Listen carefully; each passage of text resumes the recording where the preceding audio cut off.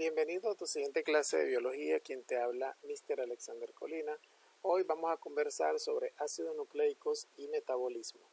Esta molécula que ves girando en la portada de esta clase es una estructura tridimensional de la llamada molécula ADN ácido desoxirribonucleico, la que contiene nuestra carga genética en el núcleo de la célula.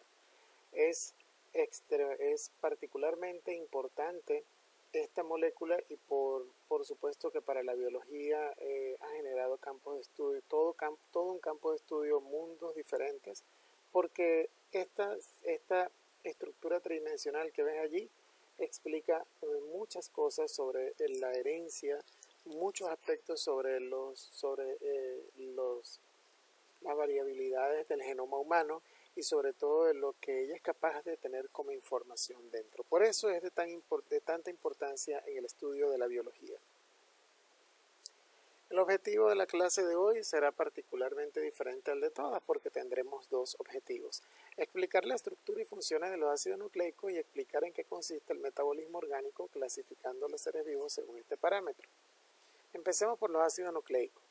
Los ácidos nucleicos, dice la definición más básica de ellos, que son grandes polímeros formados por la repetición de monómeros denominados nucleótidos. En química, un polímero es una molécula formada por varias moléculas igualitas. Si esta esferita amarilla que acabo de dibujar es una molécula y varias de esas mismas moléculas se unen mediante enlaces para formar una más grandota todavía, entonces que puede tener miles de unidades de ella, entonces unidas todas por un determinado tipo de enlace, que ya este concepto lo manejas porque lo estás viendo en química. Disculpa.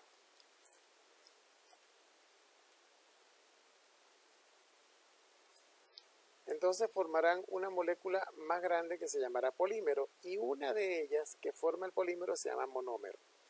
Estos monómeros en las cadenas de los ácidos nucleicos se llaman nucleótidos y están unidos mediante enlaces de fosfodiéster. Los tipos de enlaces son precisamente los que unen a los monómeros en esa larga cadena. No es objeto de esta materia estudiar la química de estos enlaces. Se forman largas cadenas. Algunas moléculas de ácidos nucleicos llegan a alcanzar tamaños gigantescos, de millones de nucleótidos encadenados. Existen dos tipos básicos: el ADN y el ARN, el ácido desoxirribonucleico y el ácido ribonucleico. Grábate esos nombres. El descubrimiento de los ácidos nucleicos se debe a Johann Friedrich Michel, que en el año de 1869 aisló de los núcleos de las células una sustancia ácida que la llamó nucleína, nombre que posteriormente se cambió a ácido nucleico. Luego, en el año de 1953, James Watson y Francis Crick descubrieron la estructura del ADN a partir de una metodología científica que el libro la llama la fotografía 51, realizada por Rosalind Franklin empleando la técnica de la difracción de rayos X. No es objeto explicar esto, pues es muy avanzado. Simplemente decimos quiénes lo descubrieron y en qué año lo hicieron, usando técnicas especiales. Y si queremos nombrar la técnica, decimos simplemente por la técnica de difracción de rayos X, así como la tenemos aquí. ¿Cuál es la importancia de los ácidos nucleicos? Todos los organismos poseen estas biomoléculas que dirigen y controlan la síntesis de sus proteínas, proporcionando la información que determina su especificidad y características biológicas, ya que contienen las instrucciones necesarias para realizar los procesos vitales y son las responsables de las funciones básicas del organismo. Nada más y nada menos que esa es la particular importancia, porque nosotros dependemos mucho de la fabricación de diversos tipos de proteínas para nuestra función orgánica, asociada al metabolismo, que de hecho será lo que hablaremos más adelante en esta clase. Por eso están concatenadas. ¿Y cuáles son estos tipos de ácidos nucleicos? Bueno, aquí tenemos los dos que acabo de nombrar: ácido desoxirribonucleico y ácido ribonucleico, ADN o ARN. ¿En qué se diferencian? Primero, por el glúcido. La pentosa es diferente en cada uno. Ribosa en el ARN y desoxirribosa en el ADN. Esos son los nombres. Entonces, es en cuanto a la estructura. Segundo, por las bases nitrogenadas. En el ADN, las bases nitrogenadas son adenina, guanina, citosina y timina, mientras que en el ARN tenemos solo la adenina, guanina, citosina y el uracilo viene a sustituir a la timina por las hélices, mientras que el ADN tiene doble hélice, el ARN solo tiene una cadena. Veamos la estructura. Voy a dibujar esta línea amarilla aquí para separar. La izquierda, ARN, derecha, ADN. Ya vemos que la estructura es distinta. Una es una doble hélice, una es una cadena. Ese esqueleto de ribosa, que es un esqueleto formado por un azúcar, mira, te das cuenta, el esqueleto de ribosa fosfato, es toda esta cadena gris que tú ves aquí y que al mismo tiempo el esqueleto de desoxirribosa fosfato es el que forma el del ADN. Te das cuenta, las bases son diferentes, como decir, la estructura base es distinta. Lo que forma la hélice en el ARN está formado por ribosa fosfato, mientras que lo que forma las hélices en el ADN está formado por desoxirribosa fosfato. Esos son los glúcidos bases en los que se insertan los nucleótidos, por decirlo así, el carro que los lleva. Los nucleótidos del ARN son los que tenemos acá a la izquierda, citosina, guanina, adenina y uracilo. Fíjate que no hay timina. La timina, el uracilo es sustituido por la timina en el ADN, aquí a la derecha, ¿ves? Mientras que las otras tres sí son iguales. Pero el ARN existe en diversas formas y de hecho lo sintetiza el ADN. El ARN es una cadena que se sintetiza a partir del ADN. ¿Y saben para qué? Para producir proteínas en el ribosoma de la célula. Esto lo vas a estudiar con mucho detalle en biología del segundo año de bachillerato. Ahorita vemos qué son y qué importancia tienen. Este es un dibujo que muestra simplemente para mostrarte de qué tamaño es una vuelta del ADN, por decirlo así. Vamos a poner una hélice completa y dos medias hélices más. Es de 3.6 nanómetros, es decir, la unidad del metro multiplicada por 10 a la menos 9. Y tú dirás, pero eso es muy pequeño. Sí, es verdad, es muy pequeño, pero para hacer una molécula es extremadamente grande. ¿Acaso tú algún día has escuchado decir que se ha logrado ver a simple vista la molécula de agua, por ejemplo? No, pero las moléculas de ADN sí, al microscopio se ven e incluso experimentos logran aislarla en cantidades tan grandes que se logran ver a simple vista como hilos. Esto es lo que ha comprobado de alguna forma que el modelo molecular que propusieron Watson y Crick tridimensional, que es esa doble hélice, que aquí debajo la están representando como dos cuerdas alrededor de las cuales están atadas todos los nucleótidos. Todas estas esferas son las representaciones geométricas de las moléculas de nucleótidos. Vendría a ser una representación de esa molécula en el núcleo. Y estas representaciones geométricas quizás las vas a comprender cuando estés en química del tercer año de bachillerato, donde podrás estudiar un poco la geometría de estas moléculas, por qué son así. Bien, eso es conocimiento general. Pero el ADN, hablemos de sus funciones y la importancia, el ADN participa en procesos imprescindibles para la vida. Es el que contiene la información de cómo se sintetizarán las proteínas. Es el portador de la información genética, nada más y nada menos, y por lo tanto se tiene que duplicar para poder pasar la información a las células hijas. Este proceso recibe el nombre de replicación. En el momento que una célula se divide para dar lugar a dos células hijas, el ADN se tiene que duplicar con el objeto de transferir la misma información a las dos células que resultan de la célula progenitora. Bien, entonces, ¿qué es lo que se conoce con el nombre de mitosis en las células somáticas y de meiosis en las células sexuales? Quizás en el 10º grado escuchaste hablar de estos nombres. El ADN posee información para crear proteínas de un ser vivo. En función de la secuencia de nucleótidos del ADN que contenga un organismo, se crearán una serie de proteínas que harán que cada organismo se desarrolle de forma diferente. Sin embargo, el ADN no puede traducirse directamente a proteína, por lo que es necesario de otro proceso intermediario. Ese proceso se llama transcripción. Y en él, a partir de la cadena de ADN, se crean pequeñas cadenas de ARN, las cuales ya pueden ser leídas y traducidas a proteínas. La transcripción es el proceso entonces a partir del cual se crean cadenas de ARN, las cuales pueden ser leídas y traducidas a proteínas. ¿Quién lee y quién traduce a esas cadenas? Eso lo hace el ribosoma. Ese proceso ocurre fuera del núcleo, ya eso ocurre en el ribosoma. El ribosoma es el que se encarga de producir las proteínas. Y si lo recuerdas cuando estudiaste la célula, el ribosoma se encuentra en el citoplasma o en las paredes del retículo endoplasmático, que es uno de los organelos de la célula. Bien, Todo está concatenado. En el segundo año de bachillerato estudiarás con detalle estos procesos. ¿Cuántos tipos de ARN existen? El ARN mensajero, el ARN de transferencia, el ARN ribosómico, los tres importantes. Y tú dirás, ¿tres ARN? Sí. El ARN mensajero se sintetiza a partir del ADN. El ARN mensajero aquí viene siendo esta cadena, mira el cursor, lo que te estoy pintando acá. El ADN se abre de alguna manera por la acción de una enzima y comienzan a producirse las cadenas de ARN. El ARN mensajero se encarga de transportar la información que contiene el ADN hasta los ribosomas, paso imprescindible para sintetizar la proteína. Por eso es que este proceso se llama transcripción, porque él comienza como a copiar, a transcribir como una máquina, como una computadora, nucleótido por nucleótido y se los va llevando, pero sustituyendo la timina por el uracilo.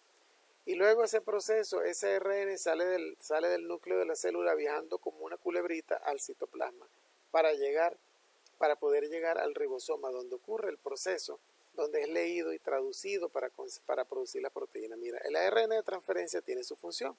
Son moléculas más pequeñas que transportan los aminoácidos hasta las cadenas proteicas en la secuencia que determina el ARN mensajero. La unión de los ARN de transferencia y aminoácidos que transportan se establece mediante enlaces covalentes. Bueno, por cierto que lo estás viendo en química ahorita. Esto es como una representación estructural de ellos, pero mira, no quiero que te pierdas en esta figura. Solo quiero que entiendas qué hace el ARN de transferencia, porque el objetivo principal de ese proceso lo vas a estudiar en el segundo año de bachillerato. Solamente quiero que entiendas que el ARN de transferencia juega un papel importante en la transcripción, porque él es el que transporta a los aminoácidos hasta las cadenas proteicas en esa secuencia que determina el ARN mensajero para que pueda dar lugar a la producción de las proteínas. Luego el ARN ribosómico es el más abundante de todos los ARNs. Las moléculas de ARN ribosómico están asociadas a las proteínas, constituyendo los ribosomas. Por eso es que no tienen una forma como la ves, sino así como la ves aquí, en donde estoy manchando de amarillo, ¿no? Fíjate que es esto donde estoy manchando de amarillo para llamar tu atención. ¿Ves las formas que están pintadas allí?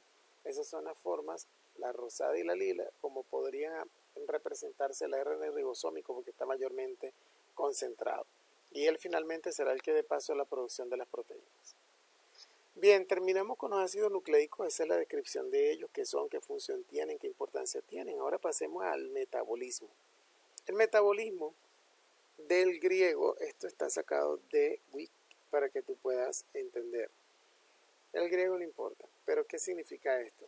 Del griego que se traduce metábole, que significa cambio, más el sufijo que también está en griego, ismo, que significa cualidad. Es decir, la cualidad que tienen los seres vivos de poder cambiar químicamente la naturaleza de ciertas sustancias. ¡Wow! Entonces el metabolismo es el conjunto de reacciones bioquímicas y procesos físico-químicos que ocurren en una célula y en el organismo. Estos complejos procesos interrelacionados son la base de la vida a escala molecular y permiten las diversas actividades de las células: crecer, reproducirse, mantener estructura, responder a estímulos, entre otras. Recuerden que la homeostasis, que es el proceso de regulación de nuestras funciones metabólicas, precisamente están relacionadas con este tipo de funciones. El metabolismo se divide en dos procesos conjugados: el catabolismo y el anabolismo. Mira, aquí están los nombres. Catabolismo y anabolismo, que son procesos acoplados, puesto que uno depende de otro. Las reacciones catabólicas, aquí destacadas en rojito, liberan energía. Un ejemplo de ello es la glucólisis, ruptura de enlaces que forman a la glucosa. Un proceso de degradación, por eso es degradación, porque hace una molécula más grande, más pequeña, compuesto de la glucosa, cuya reacción resulta en la liberación de energía retenida en sus enlaces químicos. No solo libera energía de los enlaces cuando se rompen. Lisis es un sufijo que en química significa ruptura. Glucólisis es ruptura de los enlaces de glucósidos en glucosa y algunos azúcares, para generar azúcares de cadenas más pequeñas que la glucosa. ¿Te acuerdas cuando viste los glúcidos? Y las reacciones anabólicas son lo contrario. Utilizan la energía para recomponer enlaces químicos y construir componentes de células tales como proteínas y ácidos nucleicos. Entonces, están asociadas el metabolismo, la homeostasis de nuestro cuerpo está definitivamente asociada a que todo tipo de reacciones ocurran de la manera correcta y de la forma más equilibrada, para degradar lo que no necesitamos y para producir lo que necesitamos. No puede haber una más en exceso que otra. Ahora, claro que esto es utilizado a conveniencia por algunas personas. Por ejemplo, las personas que hacen pesas cuando quieren aumentar de tamaño tienden a consumir productos e incluso hasta se atreven a inyectarse sustancias de tipo anabólica que van a ayudar a construir tejido muscular. Pero eso es una construcción, a veces ayudada por esteroides, totalmente dañina y falsa. Primero, lleva a una malformación. Segundo, tiene efectos colaterales en tu organismo. Y tercero, una vez que dejas de hacerlo, todo desaparece. Las reacciones anabólicas de tu cuerpo tienes que buscarlas de forma natural y ayudándote con tu genética para producir el tamaño y la forma de los músculos que tú realmente quieres. Entonces, estamos hablando de dos reacciones adversas. Las rutas metabólicas son anabolismo, construcción, catabolismo, degradación. Grandes moléculas por catabolismo se vuelven moléculas simples y moléculas simples que necesitan energía en anabolismo. Por medio del anabolismo se vuelven moléculas grandes. Entonces, por eso es que quemamos energía en la medida que rompemos algunas moléculas que no necesitamos en moléculas más simples para que sean aprovechadas en la construcción de algunos tejidos. Esto es una especie de compromiso molecular, celular que ocurre en los organismos, no solo en nosotros, en los animales y plantas también, para poder subsistir biológicamente.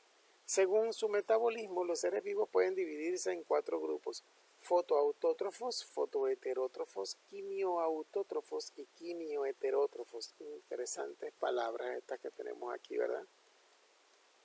Así como las tenemos aquí subrayaditas. Esta clasificación depende de dos conceptos: la fuente de energía y la fuente de carbono que utiliza cada organismo. Los organismos fotótrofos obtienen la energía de la luz solar, mientras que los quimiótrofos consiguen esa energía a partir de reacciones químicas. Por otro lado, los heterótrofos incorporan carbono al alimentarse de otros seres vivos, mientras que los autótrofos son capaces de producir su propia materia orgánica a partir de la materia inorgánica. Mira lo siguiente. En este cuadro hacemos un resumen. Tipo de organismo: fotoautótrofo, fotoheterótrofo, quimioautótrofo y quimioheterótrofo. Fotoautótrofo: fuente de energía, luz solar, igual que el fotoheterótrofo, luz solar. Fuente de carbono, materia inorgánica, la produce. Materia orgánica, la consumen. Por ejemplo, ¿quiénes la producen? Las plantas, algas y cianobacterias. ¿Por medio de qué proceso? De la fotosíntesis. Las bacterias púrpuras no del azufre o purpúreas no del azufre son ejemplos de aquellas que necesitan energía solar y por medio de una reacción con materia orgánica pueden ellos alimentarse. El quimioautótrofo necesita reacción química y el quimioheterótrofo también. La diferencia es que el quimioautótrofo utiliza materia inorgánica mientras que el quimioheterótrofo utiliza materia orgánica. Por ejemplo, las bacterias nitrificantes que generan los procesos de producción de algunas especies sobre la superficie de lagos contaminados. No, es una forma de contaminación, de hecho. Necesitan o utilizan la reacción química, pero ellos mismos la hacen para fabricar su propio alimento y multiplicarse.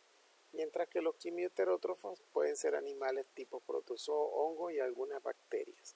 ¿Ya? Entonces, existe mucha diversidad tanto en las rutas anabólicas como en las rutas catabólicas. Sin embargo, los dos procesos más importantes en este aspecto son la fotosíntesis y la respiración celular. La fotosíntesis es un proceso conocido por ti desde que estás en primaria. Es un proceso anabólico porque consiste en la obtención de glucosa a partir de energía lumínica y moléculas inorgánicas como el agua y el dióxido de carbono. A partir de energía lumínica y materia inorgánica, o sea, por eso es que son fotoautótrofos. Mira las características. La respiración celular es un proceso catabólico en el cual una molécula de glucosa se va degradando a través de una serie de reacciones bioquímicas, glucólisis, hasta obtener un piruvato. El piruvato sufre otra serie de reacciones catabólicas en el denominado ciclo de Krebs. Esto lo estudiaste el año anterior. A lo largo de todas estas reacciones se obtiene una gran cantidad de energía. Son los ejemplos más claros de rutas metabólicas y catabólicas que has visto en los estudios de biología. Bien que sea de provecho esta clase.